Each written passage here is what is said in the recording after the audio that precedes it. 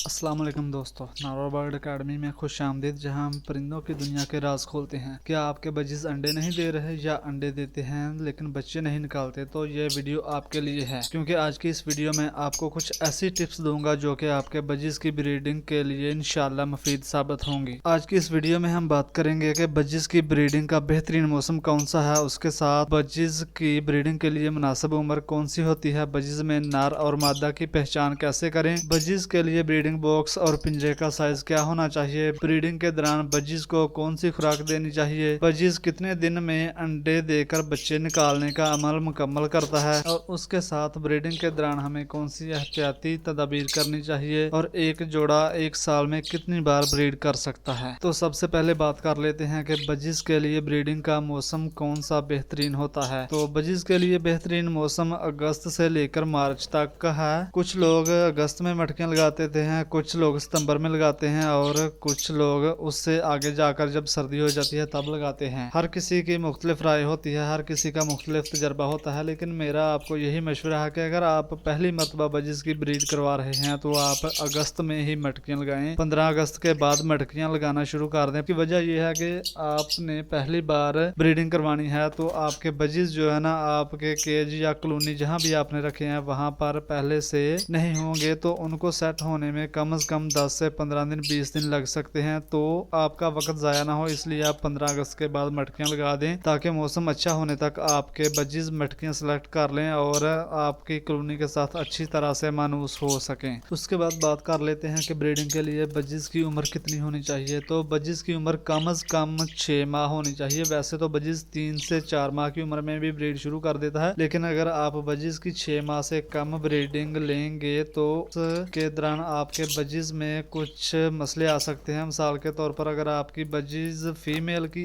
As 6 माह से कम है तो उसमें एग बेंडिंग का मसला आ सकता है। तो इसलिए कोशिश करें कि अगर आप पट्ठे ले रहे हैं तो उनकी उम्र कम से कम ब्रीडिंग तक 6 माह होनी चाहिए। अब बात कर लेते हैं कि इसमें नर और मादा की पहचान कैसे करेंगे, क्योंकि ब्रीडिंग के लिए नर और मादा का कन्फर्म होना बहुत ज़रूरी है। अगर आपके नर और मादा कन्फर्म नहीं है तो आप लाख कोशिश कर लें, जितनी मर्जी अच्छी उनको खुराक दे लें, लेकिन वो ब्रीड नहीं करेंगे। तो इसमें जो नर होता है उसका नाक का रंग नीला होता है, और जो फीमेल होती है मतलब के मादी होती है उसके नाक का रंग या तो भूरा होगा या फिर सफ़ेद होगा। अब बात कर लेते हैं कि उनके ब्रीडिंग बॉक्स या मटकी का साइज़ क्या होना चाहिए और उसके साथ में पिंजरे का साइज़ क्या होना चाहिए। तो पिंजरे का साइज़ कम से कम 1.5 बाई 1.5 फुट होना चाहिए, मतलब कि चारों तरफ 1.5 फुट होना चाहिए। उसके साथ में अगर आप ब्रीडिंग के लिए बॉक्स लगाते हैं तो उसका साइज़ 8 इंच और 8 इंच और ऊपर की तरफ 10 इंच होना चाहिए। और अगर आप मटकी लगाते हैं तो उसका साइज़ जो नीचे पैंदा होता है कम से कम 6 से 7 इंच खुला होना चाहिए, ताकि आपके बजीज के 5-6 बच्चे हों तो उसमें आराम से सर्वाइव कर सकें। अगर आपकी मटकी का पैंदा तंग होगा तो उसमें बच्चों के मर जाने का खदशा भी होता है। अब बात कर लेते हैं कि हमें ब्रीडिंग के दौरान अपने बजीज को कौन सी खुराक देनी चाहिए। तो उसमें आप उसको मुख्तलिफ किस्म की दालें दे सकते हैं। दालों की वीडियो मेरे चैनल पर ऑलरेडी मौजूद है, उसका लिंक मैं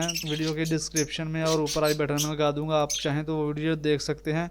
उसके बाद आप सब्जियां जैसे पालक, गाजर, धनिया, मेथी, पुदीना और इस तरह की कुछ और सब्जियां होती हैं जो आप अपने बजीज को दे सकते हैं। उसके साथ में उनका सीड मिक्स तो 24 घंटे उनके केज में पड़ा रहना चाहिए, और उसके साथ में आप उनको कैल्शियम के लिए कैल्शियम ब्लॉक और कटल बोन फिश दे सकते हैं। कैल्शियम ब्लॉक कोशिश करें कि आप या तो खुद तैयार करें या फिर कोई अच्छा सा ले। जो बाजार में कैल्शियम ब्लॉक मिलते हैं वो सिर्फ और सिर्फ प्लास्टर पैरस होते हैं, उसके अलावा कुछ नहीं होता। अगर आपको एक अच्छी क्वालिटी का कैल्शियम ब्लॉक चाहिए तो वो इंशाल्लाह मैं आने वाले कुछ दिनों में उस पर एक मुकम्मल वीडियो बनाऊंगा और आपको वो कैल्शियम ब्लॉक मिल भी सकेगा, और अगर आप चाहें तो आप खुद भी वो तैयार कर सकते हैं। अगर आप चाहते हैं कि आप वो कैल्शियम ब्लॉक खुद तैयार करें तो उसके लिए मेरे चैनल को सब्सक्राइब कर लें, ताकि मैं जब भी वो वीडियो अपलोड करूं आप उस वीडियो को देखकर बिल्कुल उसी तरह से कैल्शियम ब्लॉक बना सकें। अब बात कर लेते हैं कि बजीज का अंडे देने से लेकर बच्चे निकालने तक का अमल कितने दिन का होता है। तो जब आपका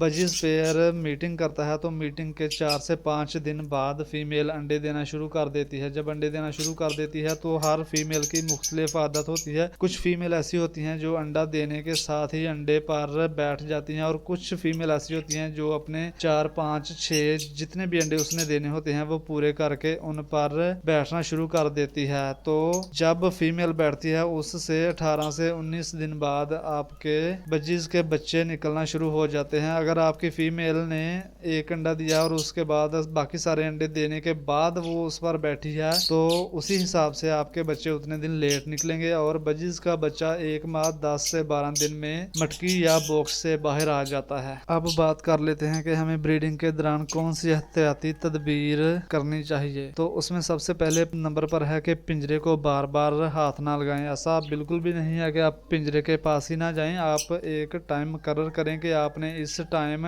अपने पिंजरे में अपने बजीज की प्रोग्रेस देखनी है, मतलब कि उसका ब्रीडिंग बॉक्स या मटकी जो भी आपने लगाया है वो देखना है। एक टाइम मुकर्रर करें, बस सिर्फ और सिर्फ उसी टाइम में उसको देखें। अगर बार बार देखेंगे तो आपके बजीज डिस्टर्ब होंगे, जिसकी वजह से वो अपने अंडे भी खराब कर सकते हैं। दूसरे नंबर पर आपने ब्रीडिंग के दौरान अपने बजीज को पुरसकून माहौल देना है। केज को एक जगह पर फिक्स रखना है और कोशिश करनी है कि जहाँ पर आपका केज है वहाँ हवा हो, धूप भी आती हो, और साथ में ना किसी बिल्ली कुत्ते का आना जाना हो, और साथ में ना ही बच्चे उनको तंग करें। अब बात कर लेते हैं कि एक जोड़ा साल में कितनी बार ब्रीड करता है। तो एक जोड़ा एक साल में 3 से 4 मरतबा ब्रीड कर सकता है। अगर उनकी सेहत अच्छी है, आपने उनका प्रॉपर तरीके से ख्याल रखा है, प्रॉपर तरीके से उनको कैल्शियम विटामिन दे रहे हैं और अच्छी खुराक दे रहे हैं, तो वो 5 बार भी ब्रीड कर सकता है। उम्मीद करता हूँ आपको इस वीडियो से कुछ ना कुछ जरूर सीखने को मिला होगा। अगर कुछ भी सीखने को मिला है तो कमेंट लाजमी करें और साथ में वीडियो को शेयर करें और चैनल को सब्सक्राइब करें ताकि आपको इस तरह की मालूमाती वीडियोस मजीद मिलती रहें।